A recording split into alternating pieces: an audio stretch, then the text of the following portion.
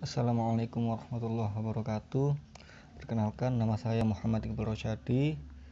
Di sini saya akan menjelaskan tentang pemikiran Ikhwan al-Sofa. Untuk pembahasan yang pertama yaitu adalah biografi Ikhwan al-Sofa. Ikhwan al-Sofa atau persaudaraan suci itu adalah nama yang disematkan atau yang dimiliki oleh kelompok pemikir yang berwawasan liberal yang aktivitasnya menggali dan mengembangkan sains dan filsafat dengan tujuan tidak semata-mata hanya untuk kepentingan sains itu sendiri, melainkan untuk memenuhi harapan-harapan lainnya, seperti terbentuknya komunitas etika religius dan juga mempersatukan berbagai kalangan dalam sebuah wadah yang selalu siap memperjuangkan aspirasi mereka. Komunitas etika spiritual ini merupakan pembauran dari berbagai kalangan muslim yang heterogen.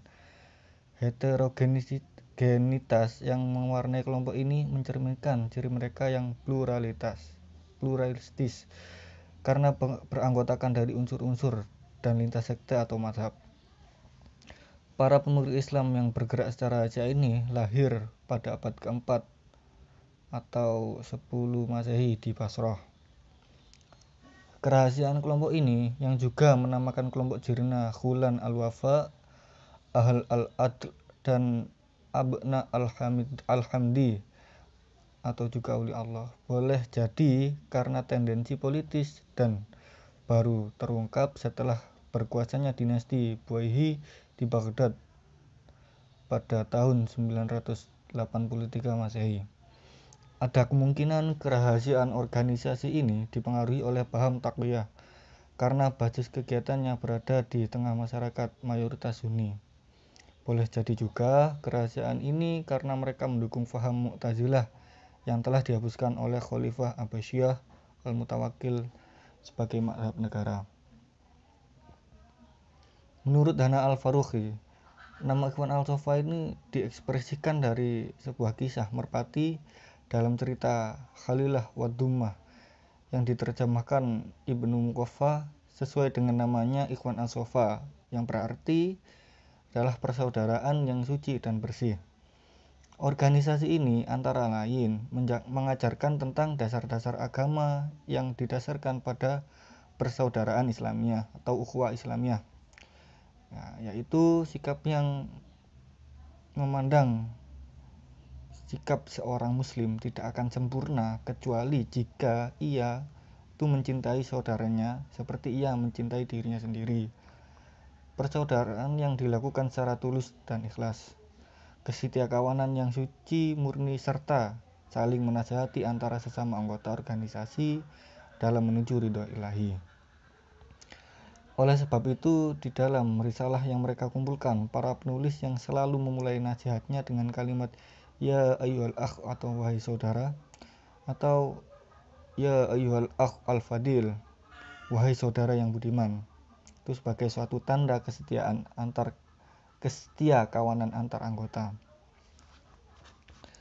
Di dalam kelompok ini itu terdapat 4 tingkatan anggota. Yang pertama, Al-Ikhwan Al-Abrar Ruhama atau kelompok remaja dan pemuda yang berkisar usia antara 15 sampai 30 tahun. Kelompok usia ini itu pertumbuhan dan perkembangan jiwanya relatif masih selaras dengan fitrah. Yang diharapkan dari mereka adalah pikiran yang imajinatif terhadap makna-makna yang dapat dirasa. Mengingat kelompok usia ini berstatut murid, maka sepantasnya bila mereka mengikuti para guru mereka. Yang kedua yakni Al-Ikhwan Al-Akhyar, yakni kelompok orang dewasa yang berkisar usia antara 30 sampai 40 tahun. Kelompok ini sudah mengetahui wisdom atau hakikat keduniaan, dan yang diharapkan dari posisi ini adalah mereka yang dianggap mampu dalam mengatur strategi. Hal yang lebih dibutuhkan dalam posisi ini adalah kemampuan mengambil kebijakan daripada kemampuan imajinatif. Yang selanjutnya adalah Al-Ikhwan Al-Fudala al-Kiram, yakni kelompok individu yang berkisar usia antara 40 sampai 50 tahun. Kelompok usia ini bercirikan otoritatif, direktif, dan pemersatu atas pertentangan-pertentangan yang ada dengan cara yang bijak, santun, dan rekonstruktif. Mereka sudah dapat mengetahui malaikat Tuhan secara sempurna sesuai dengan tingkatan mereka. Di dalam kenegaraan itu kedudukan mereka itu sama saja dengan seperti sultan dan hakim. Yang terakhir adalah al-kamal, ini kelompok yang berusia 50 ke atas. Mereka biasanya disebut dengan tingkatan al-muqarrabin min Allah karena mereka sudah mampu memahami hakikat sesuatu sehingga mereka sudah berada di atas alam realitas, syariat, dan wahyu. Yang berikutnya adalah karya-karya Ikhwan Al-Sofa. Karya Ikhwan Al-Sofa itu dimonumentalkan. Karya-karya Ikhwan Al-Sofa itu yang monumental adalah biasa disebut ensiklopedia Rasail Ikhwan Al-Sofa. Itu yang berisi 8 buku. Buku yang pertama itu menjelaskan tentang matematika, yang kedua logika, yang ketiga fisika, keempat fisika, kelima psikologi, keenam psikologi, buku 7 agama, dan ke-8 juga agama. Yang selanjutnya adalah pemikiran Al-Sofa. Yang pertama adalah hakikat pengetahuan. Ikhwan atau persaudaraan Ikhwan Al-Sofa itu kelompok Al-Sofa menegaskan bahwasanya yang dimaksud dengan pengetahuan adalah tak lain dari keberadaan gambaran objek pengetahuan pada jiwa seseorang. Sebaliknya, kejahilan ialah ketiadaan gambaran tersebut di dalam jiwa. Dengan demikian, seorang yang berpengetahuan berarti memiliki gambaran atau abstraksi dari realita yang ada sehingga ia mau menggambarkan esensi pokok suatu wujud baik secara internal maupun eksternal. Untuk metode untuk mendapatkan pengetahuan menurut Ikhwan Al-Sofa itu terbagi menjadi 2. Yang pertama ma'rifat al-aql al-ghorizi, yaitu pengetahuan yang dimiliki manusia tanpa proses belajar. Pengetahuan jenis ini itu pada hakikatnya tidak disebut pengetahuan, tetapi ia merupakan dasar bagi pengetahuan dan pangkal otak bagi pengajaran.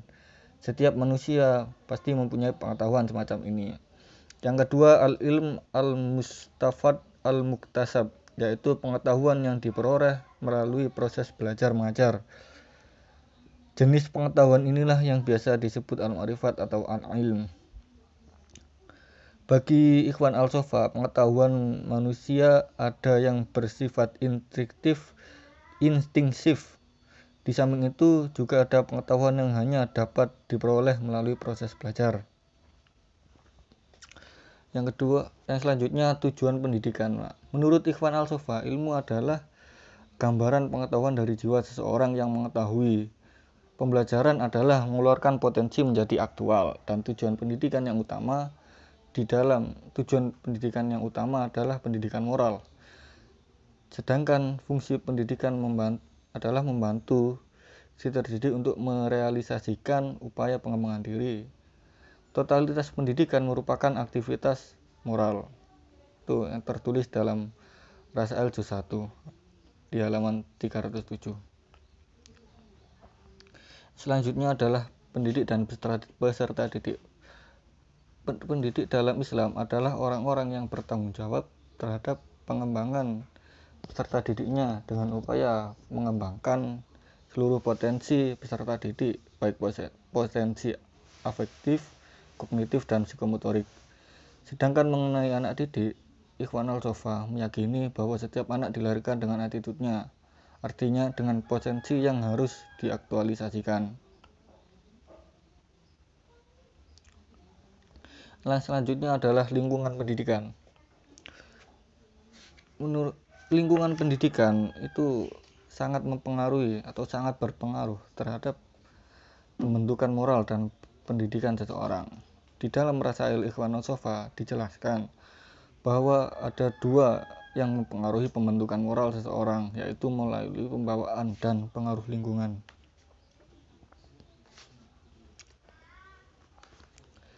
Yang terakhir adalah epistemologi pendidikan.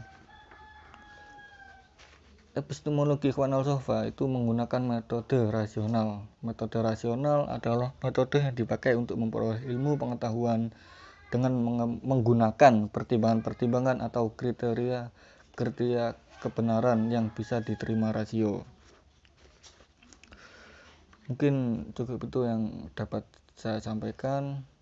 Kurang lebihnya mohon maaf. Wassalamualaikum warahmatullahi wabarakatuh.